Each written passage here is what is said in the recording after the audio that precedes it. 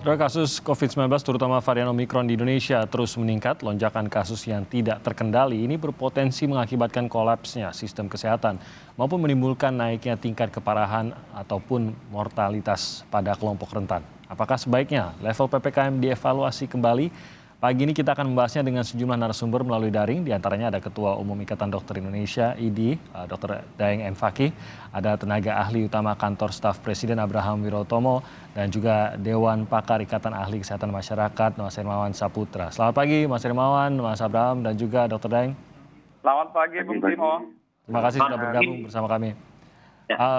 Kalau kita melihat tampaknya sudah ada kewaspadaan terhadap Omikron ini dan bagaimana kemungkinan ini penularannya. Saya mau tahu mungkin kondisi saat ini dari kacamata kesehatan masyarakat dulu dari Mas Hermawan, terutama pada saat apa langkah-langkah yang sudah diambil pemerintah pada saat ini untuk mengantisipasi adanya lonjakan seperti mengevaluasi PPKM menjadi sepekan sekali, kalau sebelumnya 2 pekan sekali. Apakah hal-hal seperti ini sudah cukup begitu? Jauh ini yang dilakukan oleh pemerintah masih berupa himbauan ya. Himbauan untuk sadar, kemudian membatasi mobilitas, termasuk juga wacana untuk mengevaluasi kebijakan PPKM menjadi seminggu sekali. Tetapi secara real kebijakan sebenarnya ini belum dilakukan. Misalnya juga ada PTM yang masih 100%. Ini juga menjadi keputusan pemerintah berdasarkan SKB 4 Menteri, kemudian diikuti oleh SK atau edaran dari distrik masing-masing wilayah, provinsi, dan daerah. Nah ini semua sebenarnya secara angka kenaikan kasus di dalam 2 minggu terakhir ini sudah konstan dan perlahan naik terus ya. Dan ini memang sudah kita prediksikan jauh hari sebelumnya. Hanya saja ketika ada himbauan yang sudah disampaikan, di sisi lain Menko Marves sudah mewanti-wanti bahwa di bulan Februari itu akan potensi menjadi puncak kenaikan Omikron ini. Nah oleh karena itu yang ingin kita sampaikan bahwa saat ini kalau bisa tidak lagi dalam wacana atau himbauan, tetapi memang sudah menuju evaluasi itu sendiri. Nah jangan sampai kita itu baru melakukan tindakan real itu ketika kasus memang sudah terjadi kenaikan secara sporadis. Bahwa ada himbauan itu ya, ada upaya kesadaran yang kita munculkan sebagai kampanye bersama untuk perilaku hidup bersih dan sehat, taat terhadap protokol kesehatan itu ya. Itu bentuk komunikasi kesadaran pada level masyarakat. Tetapi pada level kebijakan memang harus segera ada langkah-langkah taktis untuk menuju ke sana. Tidak hanya berkaitan dengan wacana kebijakannya, tetapi sudah ada. Dan PPKM itu adalah konsekuensi logis kebijakan yang menjadi opsi di Indonesia ya, sejak terjadi pandemi yang puncaknya di Juni-Juli tahun yang lalu. Jadi PPKM ini adalah bentuk dan setiap daerah memiliki variasi level, dan oleh karenanya pemetaan prediksi ini seharusnya sudah bisa dilakukan. Nah, sehingga kebertahapan kebijakan ini itu bisa diprediksi kapan diambil dan seperti apa. Karena pada akhirnya semua yang berkaitan dengan potensi kenaikan kasus COVID ini sebenarnya prediktif.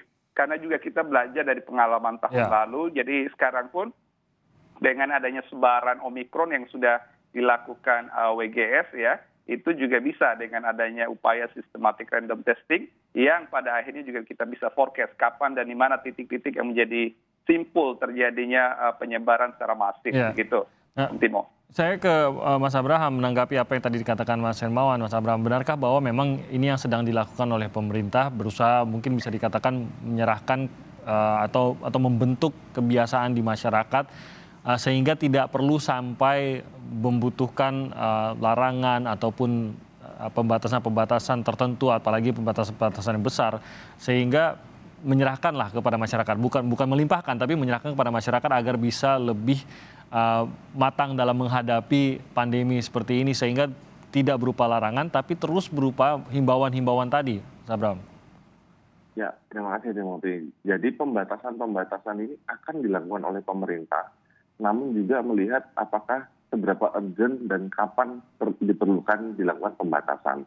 Nah, sebagai contoh, kemarin mungkin pertama Presiden pada saat rapat kabinet memastikan langkah-langkah antisipasi sudah dilakukan oleh pemerintah. Jadi dari yang namanya obat, oksigen, kesiapan bed, ini sudah disiapkan oleh pemerintah dan kita prediksi akan cukup untuk menghadapi potensi gelombang Omikron. Lalu berikutnya yang terkait kebijakan PPKM. KPCPN di mana Pak Menteri Kesehatan dan Menko Marves melakukan diskusi dengan 12 pakar, 12 ahli lintas bidang, spesifikly membahas apakah perlu kebijakan sampai seperti PSBB atau PPKM darurat atau lockdown itu dilakukan. Nah, mengacu pada data-data yang ada, nampaknya belum. Karena sekali lagi tujuan kita kan flattening the curve. Kita tidak bisa membuat Omikron ini hilang, namun bagaimana supaya angka penularan kasus ini bisa di dalam kapasitas pelayanan kesehatan. Maka dengan prediksi kita melihat untuk yang sakit sedang dan berat akan ke rumah sakit, dan yang untuk tanpa gejala sampai ringan yang akan dirawat karantina mandiri dan isolasi terpusat, maka skenario untuk PPKM darurat ataupun PSBB itu belum diperlukan. Apalagi kita ketahui apabila sampai kita menerapkan namanya PPKM darurat, maka yang paling terdampak adalah masyarakat golongan ekonomi kurang mampu. Tentu itu menjadi salah satu perhatian dari pemerintah. Namun dari sesuai dengan diskusi dengan 12 pakar tersebut, 12 profesor, di mana karena Omikron ini kenaikan kasusnya bisa jauh lebih cepat ketimbang dari Delta, maka evaluasi penetapan PPKM, level PPKM tiap daerah yang tadinya per 2 minggu, kita ubah menjadi 1 minggu. Sehingga apabila kasus tiba-tiba melonjak, maka level PPKM di daerah itu bisa kita segera tingkatkan. Terakhir, Timothy, dari Bapak Menteri Kesehatan juga melaporkan kepada Bapak Presiden, di mana forecasting juga dilakukan dengan berbagai modeling, dan pemerintah memahami bahwa potensi kenaikan akan terjadi di bulan Februari atau paling lambat mungkin sekitar awal Maret.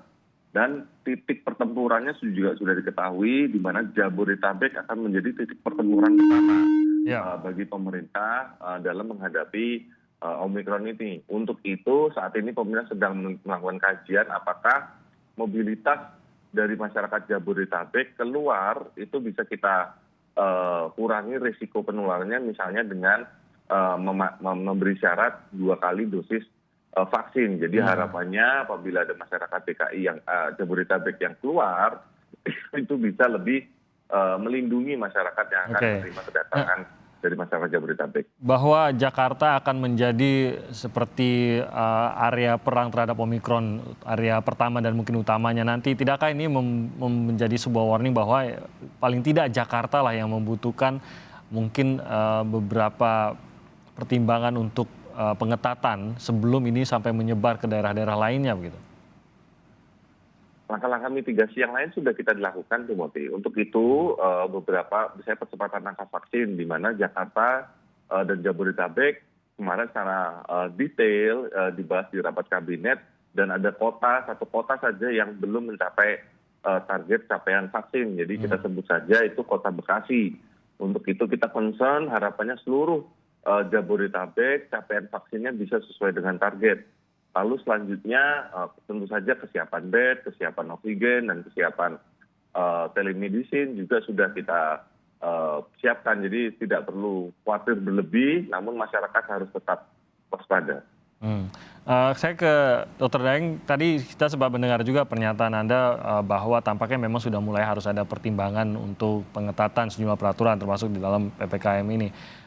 Kalau ini datang dari tenaga kesehatan, justru saya semakin khawatir gitu, karena penentu apakah kita bisa melalui sebuah gelombang lagi itu lagi-lagi dari bagaimana kemampuan tenaga kesehatan kita dalam menanganinya dan kapasitas dari fasilitas kesehatan itu sendiri. Tapi apakah dokter Anda masih berpegang pada pernyataan bahwa memang tampaknya dari saat ini pun, setelah kita mendengar tadi dari Mas Abraham juga, tapi saat ini sudah perlu pengetatan PPKM ini? Ya, bagi kata kuncinya sebenarnya pengendalian infeksi ya, Mas Timothy. Pengendalian infeksi itu hanya bisa dilakukan dengan beberapa upaya, baik yang dilakukan oleh pemerintah maupun dilakukan oleh masyarakat. Yang pertama kan kita menjaga pintu depan itu, tetapi sekarang kan sudah masuk dan terjadi transmisi lokal. Oleh karena itu pintu depan tetap dijaga supaya volumenya nggak bertambah, karena 83% tuh yang di rumah sakit Wisma Atlet itu kan yang melakukan perjalanan ke negeri itu. Jadi tetap harus dijaga. Nah, untuk transmisi lokal pengendaliannya memang salah satunya adalah dengan meningkatkan PPKM, tapi tetap kata kuncinya ada. Harus dilakukan assessment dulu, indikatornya sudah memenuhi enggak untuk dilakukan peningkatan. Seperti dikatakan Pak Abraham tadi, memang harus di-assessment, jadi tidak semata-mata langsung meningkatkan.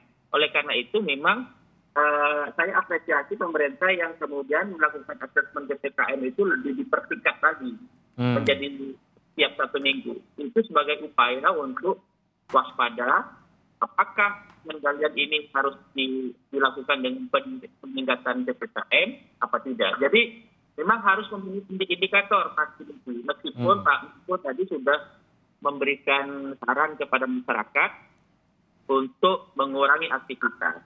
Saya kira itu dua hal yang penting ya, pemerintah memonitor, assessment kapan saatnya PPKM ditingkatkan, masyarakat juga sudah mulai hati-hati juga nih, kalau tidak terlalu perlu ya udah biar tidak terjadi penularan yang masif sesuai dengan prediksi di bulan Februari atau Maret, ya kita hati-hati, karena kalau kita hati-hati maka prediksi itu mungkin tidak kita capai begitu. Ini yang kita kehendaki.